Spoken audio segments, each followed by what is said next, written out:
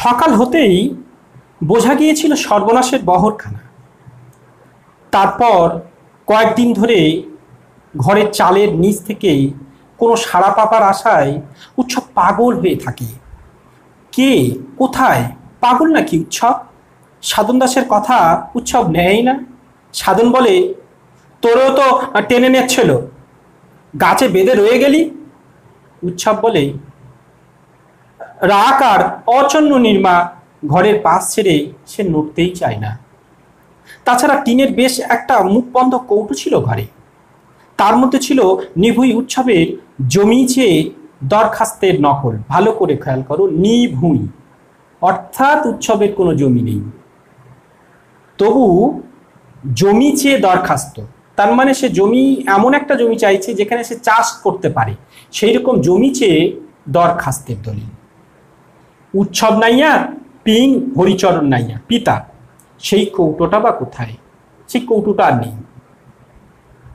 যার নেই, যা ঝড় জল মাতলার গর্বে গেছে, তাই খুঁজে খুঁজে উৎসব পাগল হয়েছিল। তাই রান্না খিচুড়ি তার খাওয়া হয়নি। পরিষ্কার বোঝা গেল ওপারে রান্না খিচুড়ি কেন খাওয়া হয়নি আমরা বলেছি।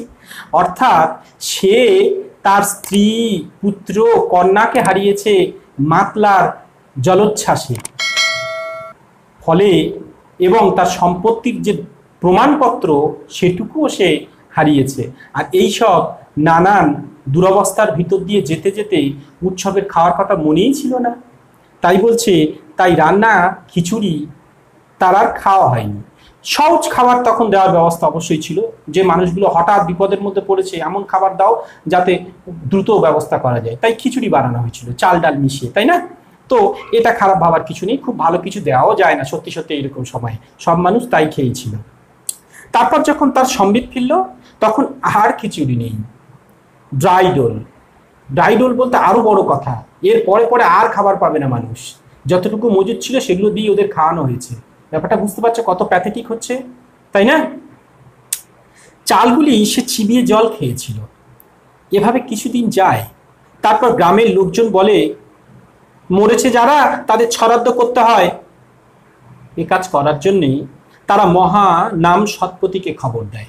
একটা ইম্পর্টেন্ট কথা, মহানাম সৎপতি। কিন্তু মহানাম এখন আরো দুটো গ্রামে অনুরূপ শ্রাদ্ধ শান্তি সেরে তবে এখানে আসবে। তার মানে বোঝো, শুধু একটা গ্রাম বিপদের মধ্যে পড়েনি, অনেক গ্রাম এই বন্যায় বিপদের মধ্যে দিয়ে গেছিল। সেখানেও তাদের শ্রাদ্ধ শান্তি সেরে তবেই মহানাম সৎপতি এই গ্রামে আসবে। গ্রামবাসী অন্যেরা মাছ, গুগলি, কাঁকড়া যা পাচ্ছে ধরতে লেগেছে। গুগলি বুঝতে পারছো, শামুক ঠিক না, বা ঝিনুক না, ছোট ছোট গেঁড়ি আমরা বলি যেগুলো অনেক জায়গায়, তো ওইগুলো ওই গুগলি তুলে তারাও খাওয়ার ব্যবস্থা করছে। উৎসবকে সাধন বলে, তুমি একা কলকাতা যাবে বলে নেচেই বা উঠলে কেন?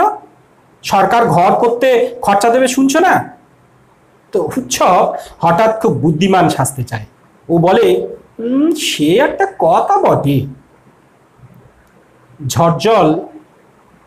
ঝড় জলে কার কি হলো, মা ভাই বোন আছে না গেছে, দেখতে বাসিনি আসতে পারিনি।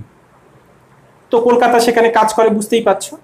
তার বোন আর ভাজ কলকাতা যাচ্ছিল, ওরা কিছুকাল ঠিকে কাজ করবে। তাহলে তারা কি কাজ করবে? ঠিকে কাজ। উৎসব আগেও গিয়েছিল একবার, বাসিনী যেখানে কাজ করে সে ঘর বাড়ি দেখেছিল বাইরে থেকে। বাড়িতে ঠাকুর দালান আছে, মন্দিরের মাথায় পেতলের ত্রিশূলটাও দেখেছিল। বাসিনীর মনিব বাড়িতে হেলা ঢালা ভাত, এ গল্প গ্রামে সবাই শুনেছে। উৎসবের হঠাৎ মনে হয় কলকাতা গিয়ে খেয়ে মেখে আসি। কেন মনে হয়েছিল তা সে বলতে পারে না। উপসে এক রাতে বউ ছেলে মেয়ে ঘর দোর হারিয়ে সে যেন কেমন হয়ে যাচ্ছিল। মাথার ভেতরটা ঝিমঝিম করে, কোনো কথা গুছিয়ে ভাবতে পারে না। খুব ভাবে সে, না না এইবার গুছিয়ে ভাবতে হচ্ছে। কি যে হলো তা এখনো দিশে হচ্ছে না তেমন। ভাবতে গেলেই তার প্রথমে মনে হয় ধানে গোছ আসার আগেই ধান গাছ থেকে সবুজ রং চলে যেতে থাকে। কার্তিক মাসেই ধান খড় হয়ে গেল। তা দেখে উৎসব মাথায় হাত দিয়েছিল। সতীশ মিস্ত্রির হরকুল পাটনায় মোটা ধান, মোটা এই 3 ধানেই মরক। তাহলে সতীশ মিস্ত্রির কটা ধান, কিরকম ধান চাষ তিনি করেছিলেন মনে রেখো। হরকুল, পাটনাই আর মোটা ধান, 3 ধানেই সব মরো, সে বছর চাষ হয়নি। তাই উৎসব কিন্তু মাথায় হাত দিয়েছিল। উৎসব তো সতীশের কাজ করেই কমাস বেঁচে থাকে। উৎসব, মনিবের ধান যায় তো তুই কাঁদিস কেন? কাঁদবো না সাধনবাবু, কাঁদবো না। নক্কি না আসতি সেদে ভাসান যাচ্ছে, তা কাঁদবো না এতটুকু? আমরা খাবো কি? তো বোঝো উৎসব কত পরিষ্কার মনের মানুষ, কত সুন্দর পবিত্র মনের মানুষ। কোন লোকের ধান চলে গেল সে তাই কাঁদছে কেন বলতো? সে সমাজ চিত্রটা বোঝে, সে জানে সে মনিব বাঁচলে আমরা বাঁচবো, তার ধান চাষ হলে আমরা সে ধান পাবো খাবার জন্যে। তো বোঝো সে সব পরিস্থিতিটুকু বোঝে। তাই গ্রাম্য মানুষ হলেও সত্যি সত্যি কিন্তু সরলতা কিন্তু সবার মধ্যে আছে, যেমন উৎসবের মধ্যে আছে। তা গুছিয়ে চিন্তা করতে বসলে আগে মনে হয় ধান খেতে আগুন লাগার কথা, তারপরেই মনে পড়ে যে রাতে ঝড় হয়, সেই সন্ধে অনেক দিন বাদে সে পেট ভরে খেয়েছিল। এই যে রাতে ঝড় হয়ে তার স্ত্রী পুত্র কন্যারা সব মানে সবাইকে হারিয়েছে উৎসব, সেই রাতের কথা বলছে। পেট ভরে খেয়েছিল এই এত হিঞ্চে সেদ্ধ আর এত গুগলি সেদ্ধ নুন আর লঙ্কা পোড়া দিয়ে। বোঝো হ্যাঁ কি খাওয়া, গুগলি, নুন, লঙ্কা পোড়া, আর তার সাথে হিংচে, আমরা যেটা হেলাঞ্চ বলি সেটা দিয়ে, তিতো, তাই না? সেই তাদের পেট ভরে। অপূর্ব না? বোঝো তো দিনটা এমন ছিল যে সেদিন গ্রামের সকল উৎসবরা ভরা পেট খেয়েছিল। মহাশ্বেতা দেবী অপূর্ব সুন্দর লাইন উপস্থাপন করছেন, ভাবতে পারছো কি সুন্দর সুন্দর লাইন। তিনি বলছেন যে সকল উৎসবরা, অর্থাৎ একা উৎসবের এইরকম আর্থিক অনটন নেই, সব অনেক গ্রামের মানুষ এইরকম ভাবে দিনপাত করে, তাই তাদের সবার যেন সেদিন খুব সুন্দরভাবে খাওয়া হয়েছিল। আর খেতে খেতে চন্ননীর মা বলেছিল, তাদের মেয়ে চন্ননী, তাদের মেয়ের নাম চন্ননী, চন্ননীর মা বলেছিল, দেবতার গতিক ভালো নয় কো, লোকনে ঝাড়া বেইরেছে বুঝিবা বোট মারা পড়ে। এই কথাটাও বেশ মনে পড়ে। অর্থাৎ উৎসবের খেতে বসে তার স্ত্রী কি বলেছিল সেটাও তার মনে আছে। বলছে দেখো দেখো কত লোক এখন সেই মাছ সমুদ্রে মাছ ধরতে বেরিয়েছে, ইস যে বৃষ্টি আসছে, ঝড় আসছে, যদি মারা পড়ে উল্টে যায়। তার বউ কত নরম প্রকৃতির মানুষ না, কত সরলতা তার দেখো। কোন মানুষ, কোথায় গ্রামের অন্য মানুষ তারা তাদের জীবিকার সন্ধানে বেরিয়েছে, তার কষ্ট হচ্ছে, যদি বৃষ্টি এসে সব কিছু নষ্ট করে দেয়, যদি বন্যা বা জোরে কোনো ঝড়ের ভিতর দিয়ে সেসব উল্টে যায়, তাই না? আমরা তো ভাবি না, এখন নিউক্লিয়ার সমাজে সত্যি সত্যি কেউ কারোর জন্য ভাবি না, কিন্তু আমাদের এই গল্প থেকে কি শিখছি বোঝো তো, তাই না? তো তারপরেই মনে পড়ে মাছ খুঁটিটা সে মাটির দিকে ঠেলে ধরে আছে। মা বসুমতী যেমন সে খুঁটি রাখতে চায়নি, উগড়ে ফেলে দেবে, ভগবান ভগবান ভগবান। তারপর বিদ্যুৎ চমকে ক্ষণিক আলোয় দেখা মাতলার সপেন জল ছুটে আসছে, ব্যাস সব খোলামেলা একাকার। তারপর থেকে কি হলো, কোথায় গেল সব, কোথায় তুমি, কোথায় আমি, কোথায় উৎসব নাইয়া, পিং হরিচরণ নাইয়া, কাকুৎস কৌটোটি কোথায়? বড় সুন্দর কৌটোখানি গো। চন্ননীদের যদি রেখে যেত ভগবান, তাহলে উৎসবের বুকে শত হাতির বল থাকতো আজ, তাহলে সে কৌটো নিয়ে সবাই ভিক্ষে বেরোতো। আহা কি অপূর্ব লাইন। আমাদের লেখিকা বলছেন মানুষ সুখে থাকে কি করে, দেখো বড় অট্টালিকা, বড় কিছুতে সুখের বিষয় নয়। বলছে আমার স্ত্রীকে যদি বাঁচিয়ে রাখতো ভগবান, আমি তবু তাদের নিয়ে ভিক্ষে করে খেতাম, দেখো তাতেই তাদের সুখ, তাই না? তবু সেটুকু ঈশ্বর সুযোগ দেয়নি, তাই না? বলছে স্ত্রীকে নিয়ে আমি কি করতাম, ভিক্ষে করে তো খেতাম, সবাই মিলে যে থাকতাম, এটাই তো আনন্দ না? তো সতীশবাবুর নাতি ফুট খায়, উৎসব কৌটোটো চেয়ে এনেছিল। ফুট খায় বলতে আমি ঠিক বুঝি না, ফুট করাই হতে পারে, তো সেই কৌটোতে খেত, সেটা যাই হোক। এমন কৌটো থাকলে দরকারে এক মুঠো ফুটিয়ে নেওয়া যায়, চমৎকার কৌটো। কি হলো, হাত চালাও বাছা, ওদিকে শুষছে কর্তা, হোম হবে, তা কাঠগুলো দাঁড়িয়ে দেখছো, বড় পিসিমা খনখনিয়ে ওঠে। তার মানে এতক্ষণ এই উৎসবের বিষয়টা ভাবতে হচ্ছিল, উৎসব ভাবছিল, সেই বাসিনীর থেকে শুনছিল না, মনে পড়ছে যে এত এত চাল। তখন উৎসব যেন তার আঙ্গিকে, তার অন্তরাত্মা দিয়ে, তার মনন দিয়ে আমাদের এই কথাগুলো এতক্ষণ ধরে তার কিভাবে তার স্ত্রী পুত্র কন্যাকে হারিয়েছে সেটা আমাদের যেন দেখিয়ে দিচ্ছিলেন, তাই না? তার মনটাকে যেন আমরা পড়ছিলাম, সে যেন কি ভাবছিল দাঁড়িয়ে দাঁড়িয়ে। আর এখন যখন সে ভাবছিল বড় পিসিমার চোখে পড়েছে, তখন বড় পিসিমা চালা দিয়ে বলছে, কি হলো, হাত চালো বাছা, ওদিকে সুস্থে কর্তা হোম হবে, তা কাঠগুলো দাঁড়িয়ে দেখছো? বড় পিসিমা খনখনিয়ে ওঠে, বড় খিদে লেগেছে মা গো। ওই শোনো কথা, ভাত নামলেও খাওয়া নেই এখন, তান্ত্রিকের নতুন বিধান হলো, সর্বস্ব রেঁধে রাখো, হোম হলে খেও, তুমি হাত চালাও। তাহলে এবার বুঝতে পারছো উৎসবকে কেন খেতে দেওয়া হয়নি? তান্ত্রিকের বিধান। তান্ত্রিক বলেছেন যে সব যজ্ঞ হয়ে গেলে তারপর খেতে দেওয়া হবে, তাহলে সেই জন্য কারোর খাওয়া হচ্ছে না, তার সাথে সাথে উৎসবকেও খাওয়া হচ্ছে না। উৎসব আবার কাঠ কাটতে থাকে, প্রত্যেকটি কাঠ 1.5 হাত লম্বা হবে, ভালো করে এটা শর্ট কোশ্চেন, 1.5 হাত লম্বা হবে। ধারালো কাটারিটি সে তোলে ও নামায়, ফুটন্ত ভাতের গন্ধ তাকে বড় উতলা করে। এদিক ওদিক চেয়ে বাসিনী ঝুড়ি বোঝাই শাক নিয়ে উঠোনে ধুতে আসে, ঝপ করে একটা ঠোঁয়া তার হাতে দিয়ে বলে, ছাতু খেয়ে জল খেয়ে এসো রাস্তার কল হতে, দেরি করো না মোটে, এ পিশাচের বাড়ি কেমন তা জানুনি দাদা, গরিবের গতরেরা সস্তা দেখে।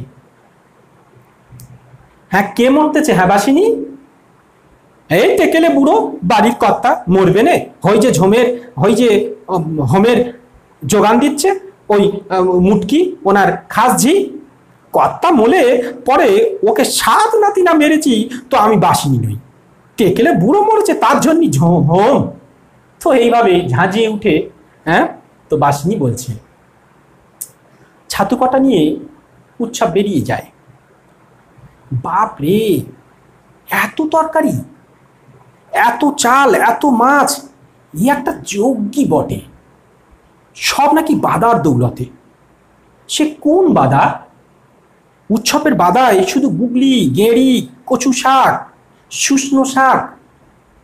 উৎসব ছাতিটুকু একটু খায়, মিষ্টির দোকানে ভাত চেয়ে নিয়ে জল খায়। ছাতু নাকি পেটে পড়লে ফুলে ফেঁপে ওঠে।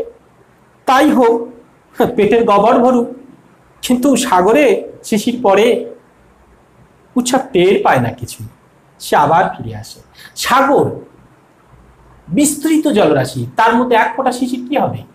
তো উৎসবের পেটে এত খিদে, এত ভাতের আহিনকে, তার কাছে এই ছাতু কিছুই না। কোথায় গেছলে? এই একটু বাইরে গেলাম মা, কাঠ কাটলে হোম, হোম হলি ভাত। উৎসব তাড়াতাড়ি হাত চালায়। মেজে বউ চেঁচিয়ে বলে, খাবার ঘর মুছেছো বাসিনী? সব রান্না তুলতে হবে। বাসিনী বলে, মুছেছি। বড় বউ হেঁকে বলে, সব হয়ে গেল? মাছের ঘরে সব হলো। এইসব কথা শুনেই উৎসব বুকে বল পায়। খুব প্রশ্ন হয় এটা দিয়ে।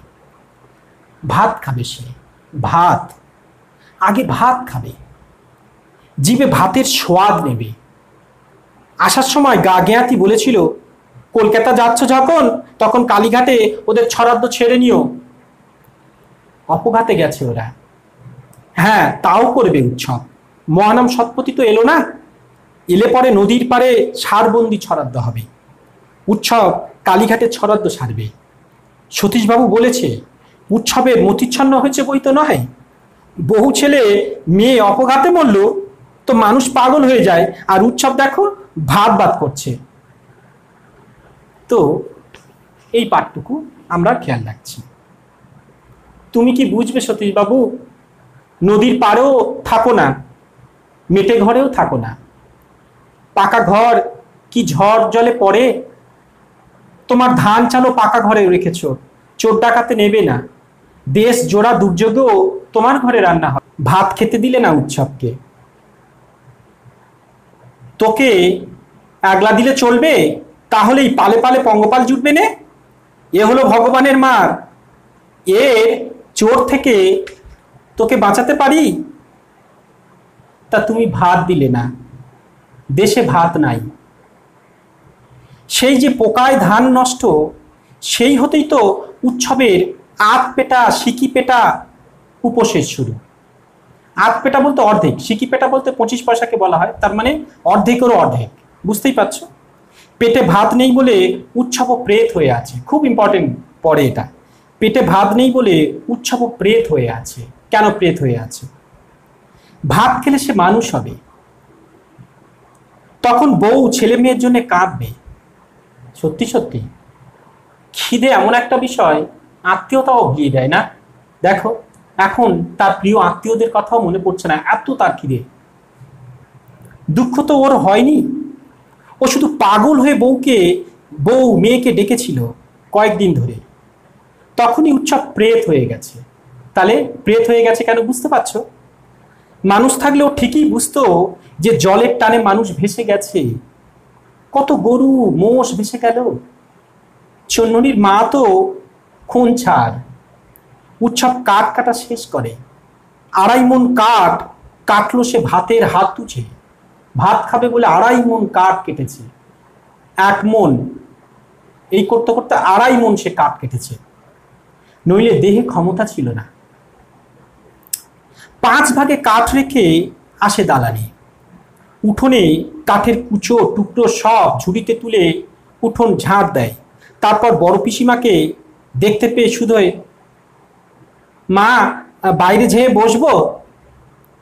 তো বড় পিসিমা তখনই জবাব দেয় না, কেননা তান্ত্রিক হঠাৎ অং হ্রিং ঠং ঠং ভো ভো রোগ সিনু সিনু বলেই গর্জে উঠে রোগকে দাঁড় করান। রোগকে দাঁড় করান, মজা না?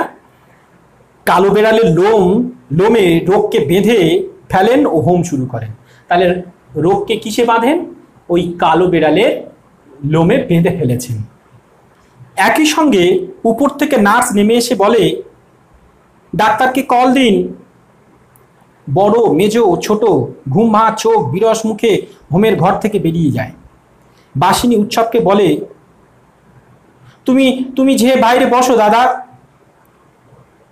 না, মন্তর বললে বটে, যেমন হাঁকুর পারলে অমনই কর্তা টাল দিলে। কর্তার দেহ থেকে ব্যাধিটা হ্যাঁচর প্যাঁচর করে বেরিয়ে এলো।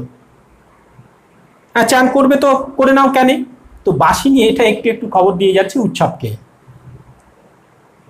এখন চান করব না, মাথায় জল পড়লে পেট মানতেই চায়নি মোটে। তো কিছু কিছু মানুষ আছে যারা খেটে খায়, পরিশ্রম করে, সত্যি সত্যি তাদের কিন্তু খিদেটা কিভাবে আসে জানো? যখনই স্নান করবে আর তখনই স্নানের পরে তাদের ভাত দিতে হয়, আর খিদেটা প্রচন্ড পায়। ওই জন্যই তুমি যতক্ষণ না স্নান করছো ততক্ষণ অনেক কাজ করতে পারবে, আর স্নান করে ফেললে যখন শরীর যেন একটু বিশ্রাম চায়। তো তাই উৎসবের সেই একই ওপিনিয়ন। বাইরে এসে উৎসব শিব মন্দিরের চাতালে বসে। কেমন মন্দির, আহ কেমন চাতাল, বাপ রে! এসব নাকি বাধার দৌলতে। সে বাধাটা কোথায় থাকে? ভাত তো খায়নি উৎসব অনেকদিন, ভাত খেয়ে দেহে শক্তি পেলে উৎসব সেই বাধাটা খুঁজে বের করবে। উৎসবের মতো আরো কত লোক আছে দেশে, তাদেরও বলবে। মন্দিরের চাতালে তাস পেটে 3টে ছেলে, তারা বলে, বুড়োকে বাঁচিয়ে তুলতে হোম হচ্ছে। ফালতু, কি ফালতু? বেঁচে থেকেও কতদিন জীবন পাবে? 100, যত সব ফালতু। ব্যাপারটা একটু আন্দাজ করে। এই মন্দির চত্বরে যারা বসে আছে তাদের থ্রোতে কোথাও যেন লেখিকা আমাদের বলছেন যে এটা সমাজ ব্যবস্থা না, এটা সত্যি বিষয় না, হোমযজ্ঞর বিষয় না। এখানে বলছে কি হবে এই মানুষটাকে বাঁচিয়ে, কতদিন বা বাঁচবে? আর 100 বছর পর্যন্ত নাই বাঁচুক, তারপর তো মরবে। তাহলে শুধু শুধু এত আয়োজন। তাই বলছে আরো বলছে 100 বছর জীবন পাক না হয় মানুষ, বাঁচবে কতদিন? শুধু শুধু এই মিথ্যে ভনিতাগুলো এখন যেন সেইভাবে আমাদের চোখে আঙুল দিয়ে তিনি বোঝানোর চেষ্টা করছেন। উৎসব চোখ বোঝে। এমন যজ্ঞের পরেও বড় কর্তা বেশি দিন বাঁচবে না। কি কাণ্ড! মাতলা নদী যদি সে রাতে পাগল হয়ে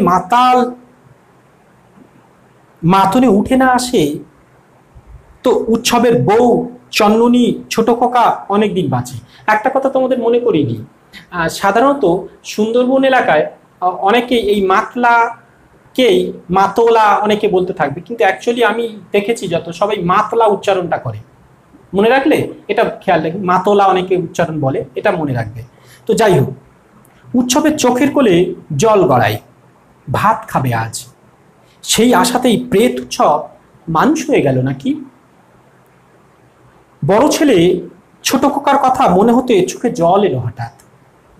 ভাতই সব, অন্ন লক্ষ্মী, অন্ন লক্ষ্মী, অন্নই লক্ষ্মী। ঠাকমা বলতো রন্ন হলো মা লক্ষ্মী। আগেকার লোক বোঝো। কি হে কাঁদছো কেন? তো ঠাকুর দালানে বসে আর বাকিগুলো যারা ছিল, তো এইসব কথা ভাবতে ভাবতে উৎসব একটু মনের দিক দিয়ে ভেঙে পড়েছে। তাই যখন তার কান্না আসছে তখন তাকে জিজ্ঞেস করছে, কি হে কাঁদছো কেন? আমারে শুধোচ্ছেন বাবু? হ্যাঁ হে।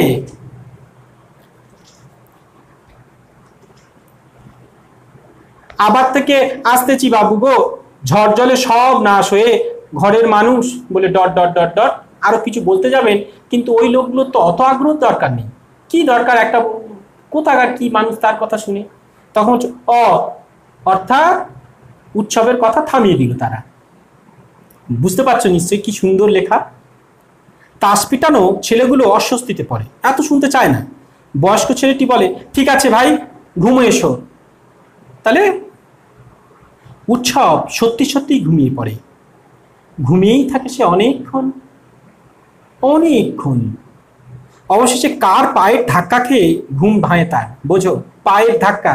উনি পারলে হাত দিয়ে ডাকার কথা বলতে পারতেন। তো এগুলোই কিন্তু চালচিত্র। ইস, এ যে সাঁঝবেলা গো, কিন্তু তাকে ঠেলা দিচ্ছে কেন লোকটা? ওঠো ওঠো, কে তুমি? বাবু আমি। চুরির মতলবে পড়ে আছো? না বাবু, এই বাড়িতে কাজ করতেছিলাম। ওঠো ওঠো। উৎসব উঠে পড়ে। তারপর সে অত্যন্ত ঘাবড়ে যায়। রাস্তায় বেশ কয়েকটা গাড়ি, লোকের ছোট ছোট জটলা। কি হয়েছে বাবু? কেউ তার কথায় জবাব দেয় না। উৎসব বাড়িতে ঢুকতেই বড় পিসিমার বিলাপ শুনে। তো বড় পিসিমা তখন কাঁদছে, বলছে, তোমার ছোট বেয়াই কি ডাকাতে সন্ন্যাসী আনলে গো দাদা, যজ্ঞী হলো আর তুমি মরলে। ও দাদা, তুমি যে 82-তে যাবে তা কে জানতো বলো গো? তোমার যে 98 বছর বেঁচে থাকার কথা গো দাদা। এইভাবে শুরু করে করে বড় পিসিমা কাঁদছে। বাসনিকে দেখতে পায় না উৎসব, তবে খুব কর্মব্যস্ততা দেখে। কীর্তন না এলে বেরুনো নেই, কে যেন বলে। কীর্তন কি বলছিস বড় খোকা? বোনরা দিদিরা আসুক। বড় পিসিমা বলেন, চন্দন বাড়ছ কেউ? খাটের টাকা কে নিয়েছে? খাট কিনতে হবে নিয়ে যাওয়ার জন্য। বাগবাজারে ফোন করেছো? ফর্দটা দেখে দাও কি কেউ? খই ফুল ধুতি সব বস্তর। উৎসব পাঁচিলের গায়ে সিটিয়ে লেপ্টে দাঁড়িয়ে থাকে। কত যে সময় যায়, কত কি যে হতে থাকে।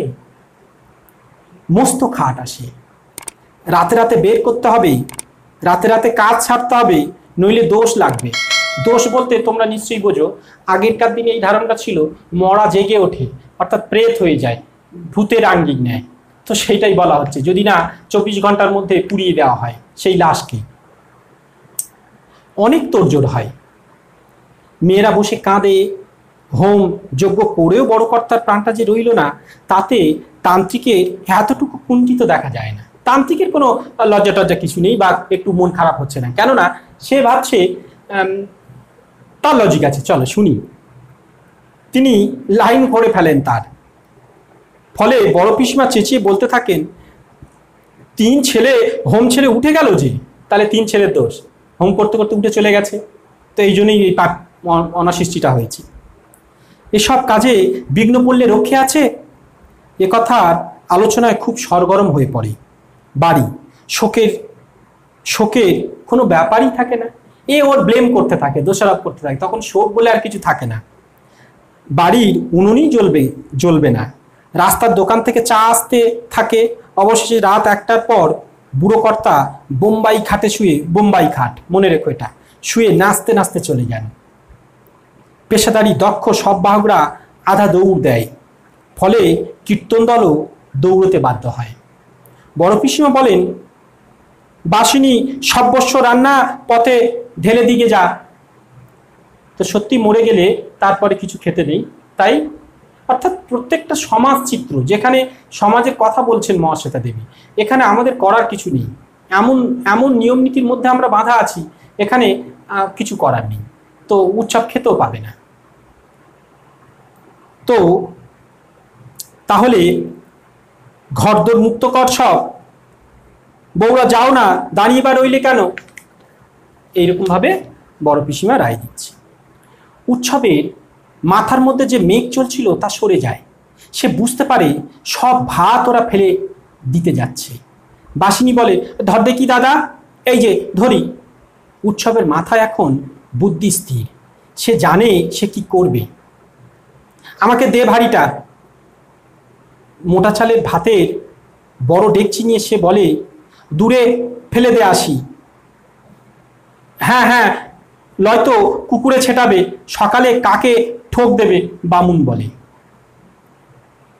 বেরিয়ে এসে উৎসব হন হনিয়ে হাঁটতে থাকে।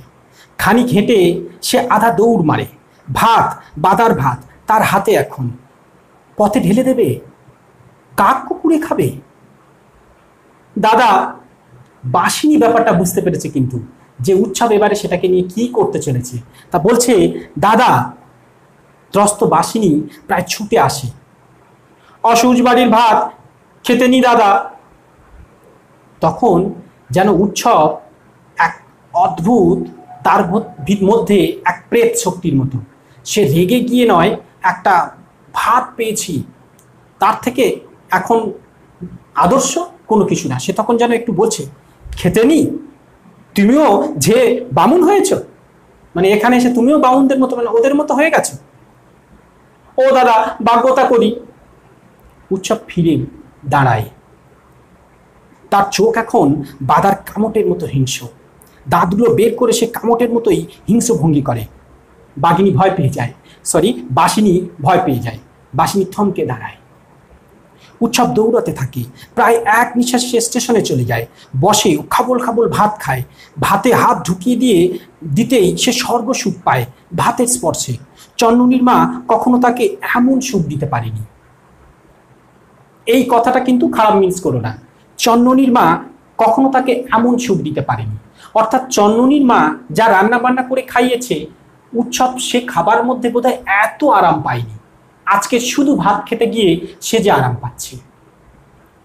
খেতে খেতে তার যে কি হয়, মুখ ডুবিয়ে দিয়ে খায়। ভাত, শুধু ভাত, বাদার ভাত। বাদার ভাত খেলে তবে তো সে আসল বাদাটার খোঁজ পেয়ে যাবে একদিন। আছে আর একটা বাদা আছে, সে বাদাটার খোঁজ নির্ঘাত পাবে উৎসব। আরো ভাত খেয়ে নি।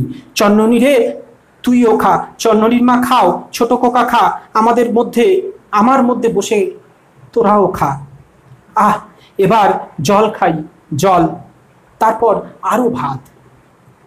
ভোরের টেনে চেপে বসে সোজা ক্যানিং যাচ্ছি।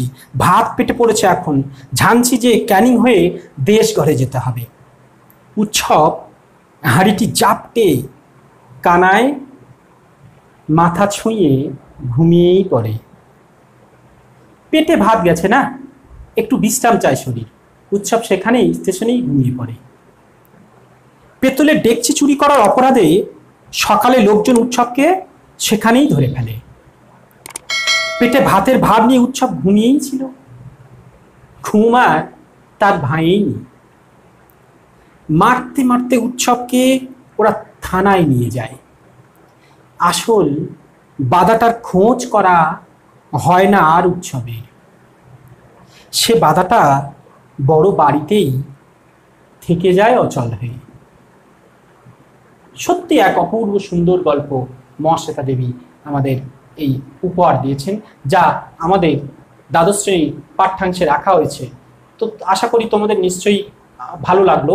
তো আমি এর পরবর্তী ভিডিওগুলোতে কোনো একটা সময় এর থেকে ইম্পর্টেন্ট কোশ্চেনগুলো তোমাদের জানিয়ে দেওয়ার চেষ্টা করব এবং তার উত্তরগুলো। আর আশা করি তোমরা দেখতে থাকো, সাবস্ক্রাইব করো, আর পারলে প্লেলিস্ট প্লিজ চেক করে দেখো। প্রত্যেকটা সাবজেক্ট ওয়াইজ আমি আলাদা করে রেখে দেবো, প্রত্যেকটা ক্লাস ওয়াইজ, তাতে তোমাদের সাবজেক্টগুলো যার যেটা প্রয়োজন সেখান থেকে তোমরা দেখে নিতে পারো। আর আশা করি ভালো থাকো, সবাই ভালো থাকো, সবাইকে ভালোবাসো, পরিবেশকে ভালো রাখো, নিজেই ভালো থাকো, সুস্থ থাকো। চলো।